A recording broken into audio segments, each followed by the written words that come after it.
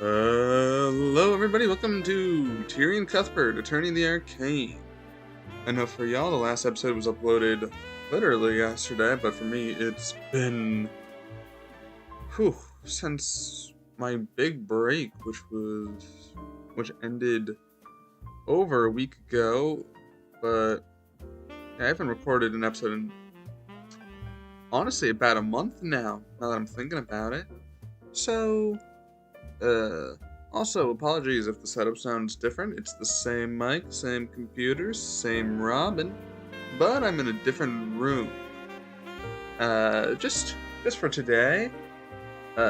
Actually, it's where I used to record my old Let's Plays, back when I had slightly less idea of what I was doing and a worse, editing software. So that's fun.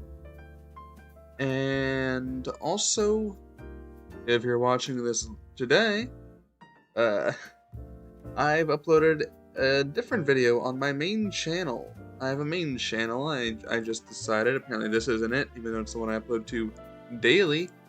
If you go to... Wait, what's my main channel called? And it's just called Spellbinder. That's not a very searchable name. I should get a better name. But on my Spellbinder channel, I've uploaded a top 15 weirdest fighting game characters. It's not that good, but I wanted to get good at making more scripted and edited content instead of, just this, which takes me like 10 minutes to edit max. With that all the way, let's get back. I'll have to try and remember how to do all the voices and stuff. Right, I did rewatch the last episode in editing in full just to remind myself of all the stuff. So I should be okay. I shouldn't have to. Might end up. I don't know. Maybe I'll forget. My memory's bad in general, but it should be okay. Miss Tamora leads you out of the courthouse and into the city. Every time you ask her where she's taking you, she avoids answering your question. Alright, we're here. You arrive at an empty alley in the frankly seedier part of the city. As Miss Tamora approaches one of the derelict buildings, she's met with a large, burly man who's guarding the back door. The man silently acknowledges her and steps aside to let her in. Miss Tamora, where are we going? I'm sorry about this. I'm sure you're confused. But please, trust me. I'll explain everything. Before you have a chance to ask for more info, she moves into the building. The man guarding the door looks at you expectantly. The entire situation doesn't sit right with you, but you still continue to follow her. Despite your recent disagreements, you know that you can trust her. As you head further into the building, you find yourself in a surprisingly well-furnished room. From how it looked outside, you would have never guessed that it would look like this. It almost looks like a room that you would encounter in the Frege Manor.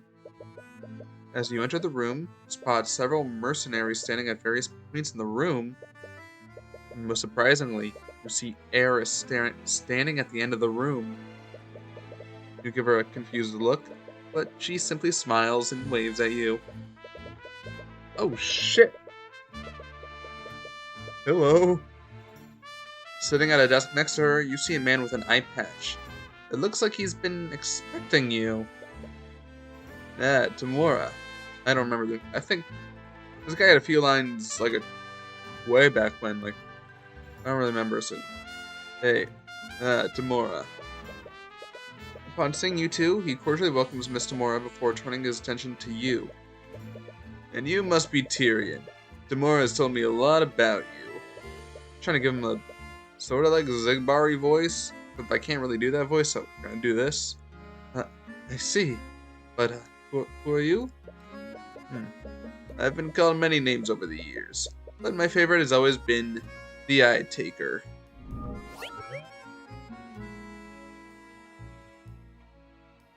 Hello. Hi, Taker.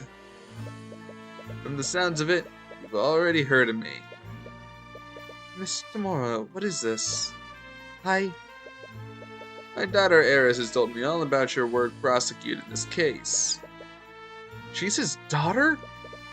But I have to say, I'm quite impressed. Getting a monkey to testify? I don't think I could even pull off a grift like that. You've pretty much blown past my expectations. Why, Get to the point. As soon as you interrupt him, you feel every person in the room tense up. You don't even need the eye to know that your interruption put them on edge. Relax, everyone. Kids will be kids. I'm a father myself, you know? Anyways, I'll get straight to the point. I have a certain interest in the outcome of this trial. What are you talking about? Little Lady Freyga has been a client of ours for a long time. I've done quite a lot of favors for her, and the time has finally come for me to collect. Those debts that Sealwyn mentioned, they all belong to me. But there's no need to worry. I know she's good for it. That is, if she can inherit House Freyga. What? Tamora's a good attorney, even without my help. If she's convicted, we could easily reduce her sentence by rubbing the right hands. But, you see, there's that pesky Slayer rule. The thing is, Cuthbert, I need Beatrice Freyga to be acquitted in the current trial. So that's what this is about? House Freyga's gold? That's why you helped her murder William Freyga? Please, my goals aren't nearly so short-sighted. I have big plans, not just for Beatrice, but for this entire kingdom. And I need House Freyga for that. Just like you needed Justin Way. Tyrion! Justin. It's really a shame what happened to him. Don't act so innocent. He would never have tried to rob Dracogen if you didn't threaten him. Is that so? Do you think I just randomly showed up on his doorstep one day, demanding gold? He was the one who came to me for help. I just told him to pay back what he owed. If he hadn't come to me, it would have been some other criminal. But that's besides the point. Enough about what I wanted from Justin. Let's talk about what I want from you. You want me to throw the case? I love this kid. I don't have to beat around the bush with this one. No one will doubt you, especially considering the amount of work you put into this already. You don't need to do anything. Just take a dive. And let someone else take the fall? No matter what happens, the court will blame someone for this. If it makes you feel better, I can assign Tamora to defend the old man and his monkey. That way, everyone can come out of this unharmed. Everyone wins. Except for the fact that a murderer will be put in charge of House Freyga. Please, as if that's any worse than the people in charge of the other noble houses. If you recall, there's already a murderer in charge of House Von Sanctus. They're all dirty. You've seen it, haven't you? They rig the system. They pay, threaten, or even kill people to get their way. All we're doing is leveling the playing field. Tyrion, please. Just listen to him. How can you just go along with this? I told you a long time ago that there were certain parts of my job that I couldn't tell you about. Well, this is it. This is what we need to do to beat them. Those rumors about you, they're all true, aren't they? Forgery, bribery, blackmail. You're guilty of each and every one of them. And you used him to do it. Also that you could keep winning. You blackmailed Miriam, Miss Tamora. Oh, as if we should show any pity for that spoiled princess. A dreadful thought just entered your mind. Steelwind. She was attacked the day after Beatrice was arrested. Was that... I didn't know that's what they were planning. Despite my confidence in Demora's skills, I'm afraid there is too much riding on this to leave to chance. Fuck, I'm throwing my words. You've got to make your own luck if you want to beat the system. How, how could you? She almost died. We never expected her to strain her injuries like that. And we definitely didn't expect you to take her place. So believe me when I say that I'm being uncharacteristically reasonable right now. How How could you even consider working with someone like him? Don't you think it's a little arrogant to judge her, Cuthbert? What? You talk about defending people as if you two are even close to being equals. But she doesn't have the luxury of looking into people's minds, now does she? You, you told him about the Eye of Horus? The future of magic is changing, kid. Like I said before, I have big plans for this kingdom. And I also have big plans for you. Do you think I would ever... Tyrion, stop! To be honest, I hate it as much as you do. But whether you like it or not, we need their help. But this is... Think about every client you defended. Think of Celeste. If you didn't have the Eye of Horus, what would have happened to her? If even one thing went differently, Pierce would have gone away and Celeste would have been executed. You've taken chances and followed your instincts, and that's worked for you so far. But what if it's not enough? What if the system is too corrupt for you to fight against it next time? With the Eye-Taker's help, you'll never have to worry about that again. If I had accepted his help sooner, I could have saved your mother. Damn. Shoot. Oh my gosh. First episode back and there's already so much drama.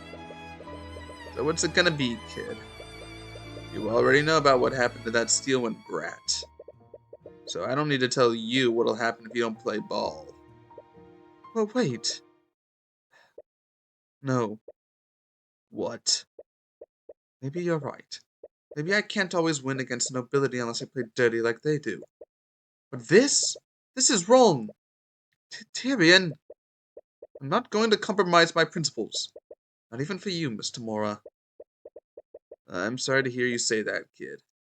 I really am. With one motion of his hand, every mercenary in the room draws their weapons. Please, you don't have to do this. Whatever conviction you had before is slowly fading. You should have never entered this place.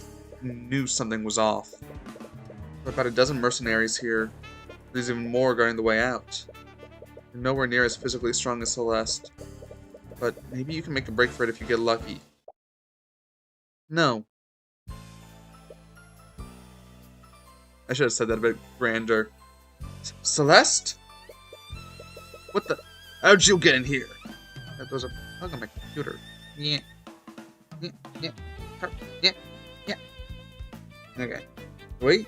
Yeah. Yeah. Yeah. Alright, got him. What the? How'd you get in here? My whole job is keeping this guy safe. Do you honestly think I just let you take him to an undisclosed location? It doesn't matter. As if one girl will make a difference.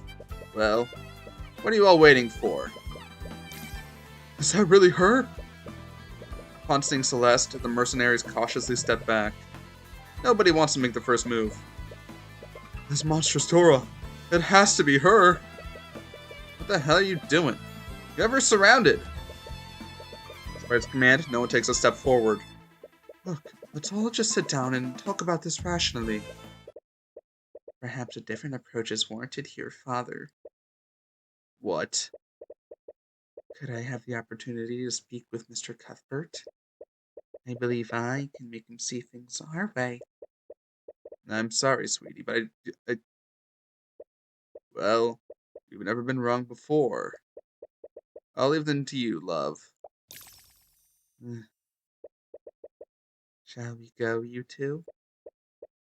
Celeste silently watches Eris with her sword drawn. Unlike the mercenaries, Eris seems unmoved. She merely walks past her and out the exit. You and Celeste exchange glances and follow after her.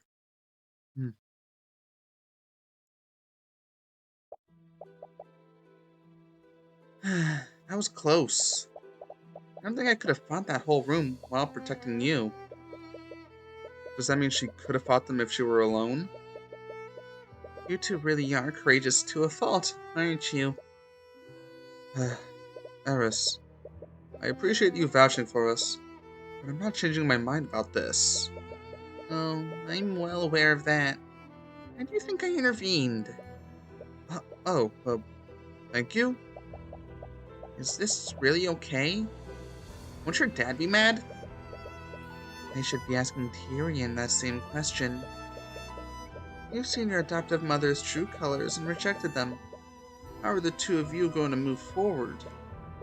She's not my... Isn't she, though? She lost any right to deny it the moment she took it upon herself to raise you. She only did that because I asked her to. It wasn't her choice. Oh, but it was. How old were you when your real mother was executed? 10 years old? Eris! Back then, you barely knew Tamora. It would be a stretch to even call her a family friend. She was the adult in that situation. And what did she do? She fed your anger and hatred for the nobility, instead of allowing you to process your grief healthily. Tamora took you away from your only friends and isolated you from society. She even homeschooled you, didn't she? That's... As a result, you never formed any other relationships. You made your first close friend at the age of 20, and she was your client. Don't you think that's a bit sad?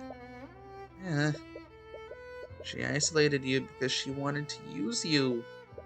That's not true. That's not why she... From what I've seen today, you clearly have no idea who Tamora is. Even with the Eye of Horus, you're clearly a terrible judge of character. Eris, you're going way too far.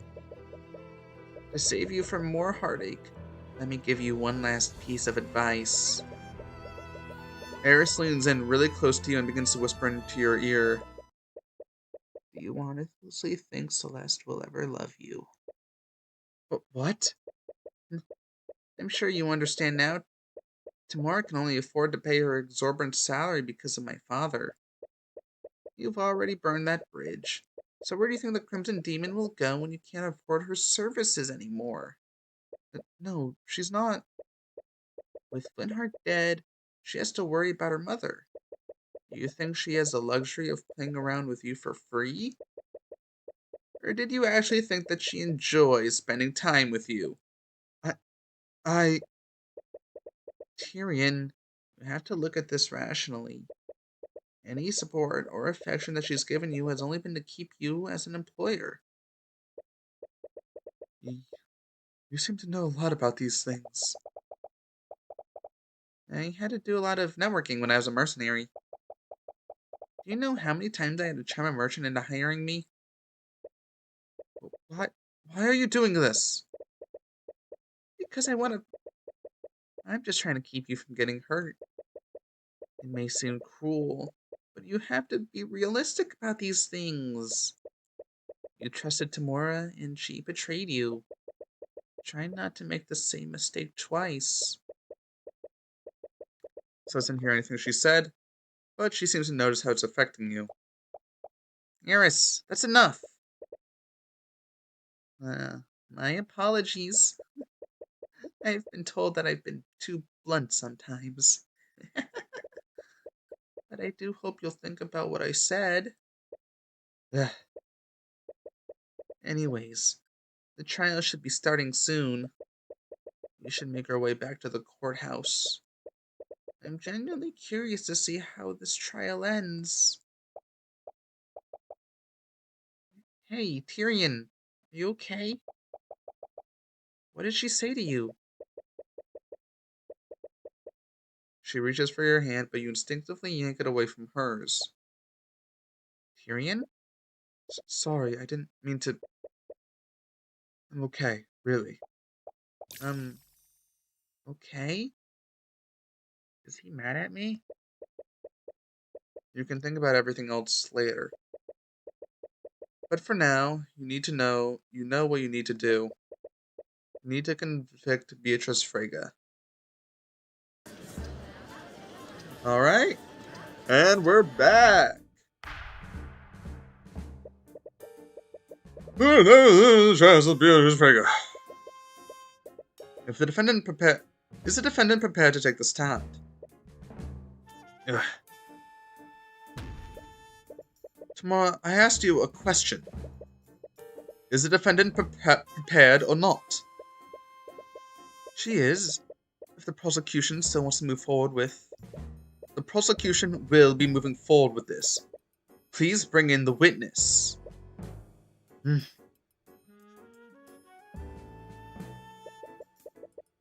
you still see it, Celeste? Yeah, it's still there. Should I reveal it now? No, let's make a point of it. Wait for my signal. Thank you for agreeing to take the stand, Miss Frege. Fuck, what voice did she have? No, wasn't it Russian? Wasn't she like a vaguely like a stereotypical Russian accent? Mr. Cuthbert. Something like that. It's my understanding that you were with the two princes for most of the night. Yes, I was. Which is why I'm still quite confused as to why I'm being charged for this crime. Out of everyone there that night, I'd have thought my alibi was the most solid. That... Nah, that changed from being Russian to someone else entirely. That remains to be seen. Clearly. Anyways, since you still maintain your innocence, you'll have no problem going into detail about your supposed alibi.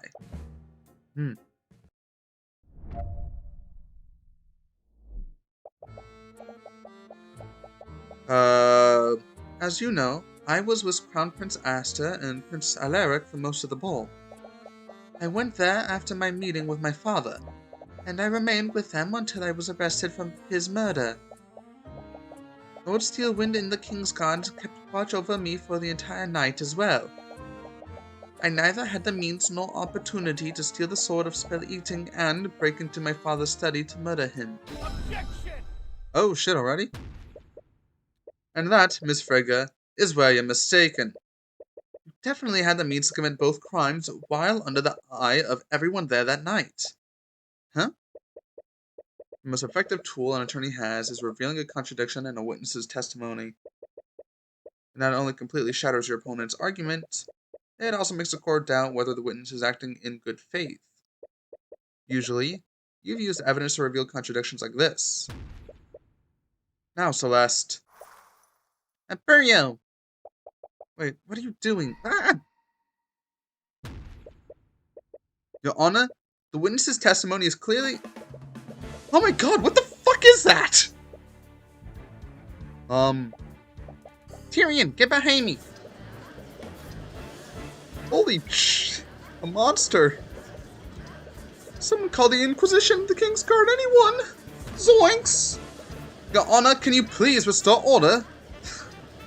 Of course. Your Honor. Sorry, I don't know if you can hear my phone buzz, but it keeps buzzing. Some motherfuckers keep talking about shit. Your Honor? Yeah, he let out the back door the moment he saw me. I'm gonna have this voice. It can talk! It's a demon. It must be. It's just like the legends say.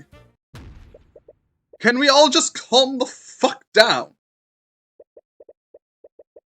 Sorry that my entire sense of humor during the entire playthrough of this game is just adding swears to the characters. It takes a while before you can get everyone in the room to settle down. Eventually, it was clear that the demon wasn't intent on harming anyone. At least not yet. The court ordered extra guards just in case, and you're eventually able to bring everyone back to the courtroom. Mr. Cuthbert! What the hell? Sorry, I didn't know it was a... Actually, what are you? Are you a demon? Why, yes, I am a demon. Demons actually exist? I thought they were only a legend. Your Honor, not only do demons exist... Holy f...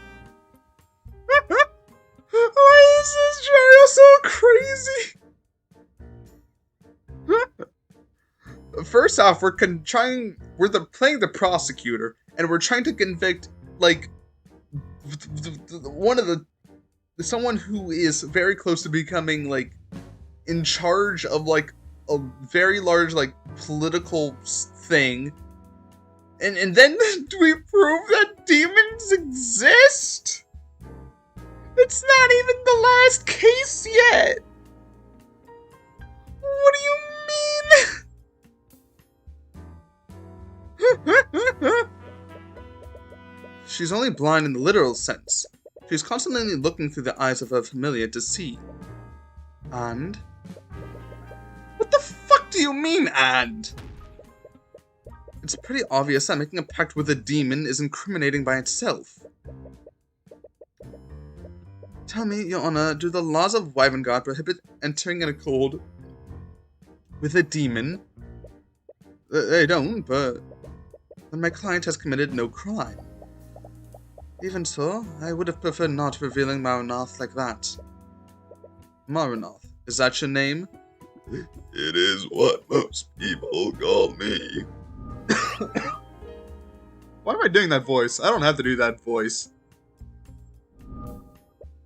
But it's very demon-y. Well, I suppose you have a point, Tamora. Having a demon as your familiar isn't technically illegal. However, this does prove that the defendant had a way to commit the murder, all while under the eye of everyone in the ballroom. She could have sent Marunoth upstairs to the gallery and had him steal the Sword of Spell Eating. After that, they would just need to traverse the vents into William's study, just like Eugene did that night.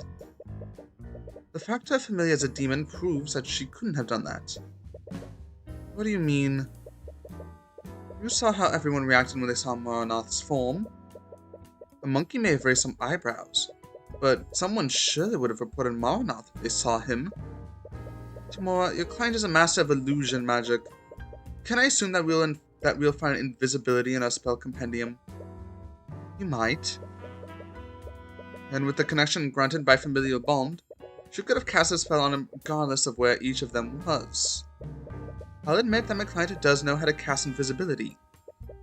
But your theory raises another question. Could my client continue casting it unnoticed? Continue casting it? You'll understand once I go over the order of events that night.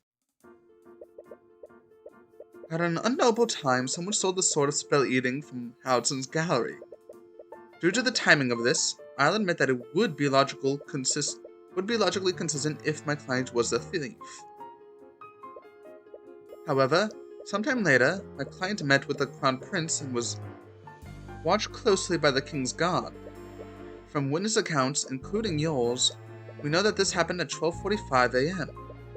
And since this time, my client didn't leave the King's Guard's sight. It was around this time that William Frege retreated into his study and locked the door. He made a point of telling everyone that he didn't want to be disturbed.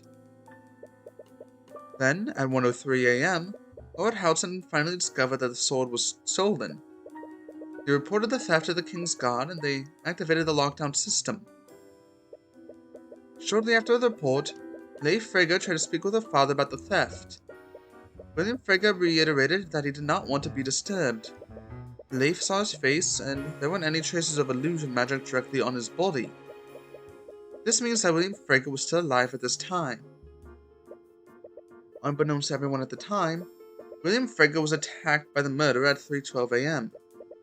This is confirmed not only by John Hughes' testimony, but also by the autopsy report. Then at 3:26 a.m., the King's Guard found the Sword of Spell Eating in my client's old room. The King's Guard tried to arrest my client for this, but the Crown Prince told them to stand down. Finally, at 3:36 a.m., the lockdown was lifted. John Hughes reported what he heard, and that's when the Inquisition and the King's Guard discovered the body.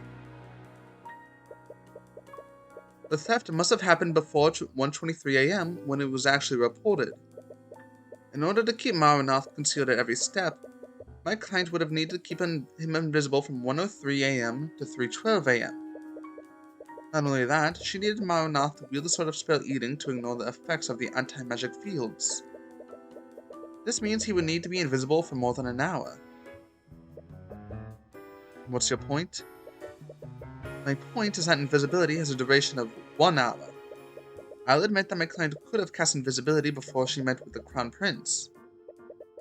But if she wanted to keep Marunath invisible, she would have needed to recast that spell at some point that night.